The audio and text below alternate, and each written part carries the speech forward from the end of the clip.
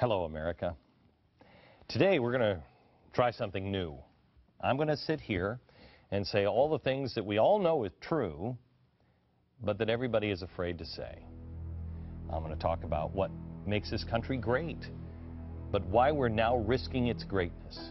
I believe this is what our leaders should be doing. This is what our leaders are paid to do. This is why we give them advisors and airplanes to travel the world and beautiful offices just like this one. But they don't do it. They won't do it. So I will. Let's start here.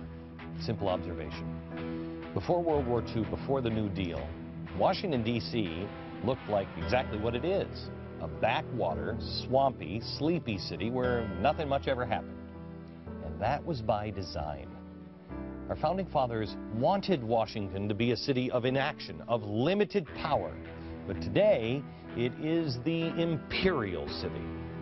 The Washington, D.C. metropolitan area is the wealthiest area of the country, and yet it only boasts one industry, the government.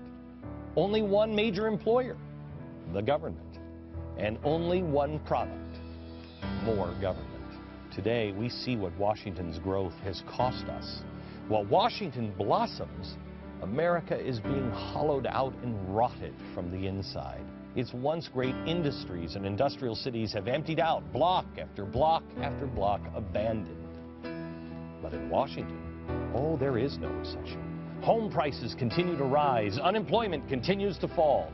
This is a city on the move, and it's on a move in the only direction it knows, up. You see, there is no such thing as a recession in government. When times are good, it gets bigger. When times are bad, it has to get even bigger. The leaders in the imperial city now call for more taxes, more tribute, and more government. They are willing to strangle the last remaining signs of life and prosperity in the great heartland. America, there is only one way out of this mess, and it is this. We as individuals must stop looking to Washington, D.C. for our solutions to our problems that we face at home in our communities. We must end our dependency on Washington, D.C. We must look at Washington, D.C. as the source of our problems, not the solutions to them. When Washington comes to us selling their one product, which is more government, we have to have the intestinal fortitude to just say, no thanks. We're not interested. We're not buying anymore. Simply doing that one thing will make so many things a lot easier. It'll be easy to close federal departments and agencies and empty them out.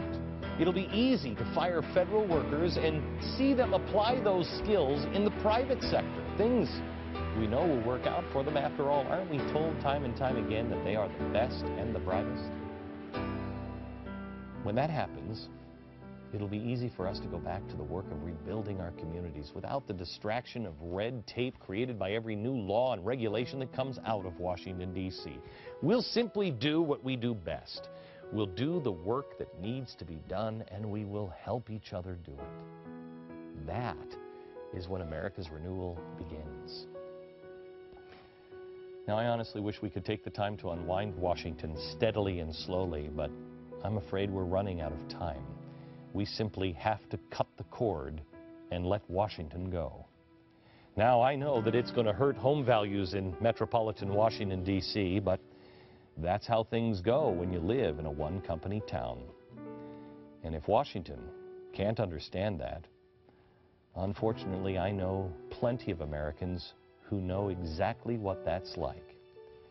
And if Washington is willing to listen to the American people just this once, I know America is ready to share what it knows about resilience.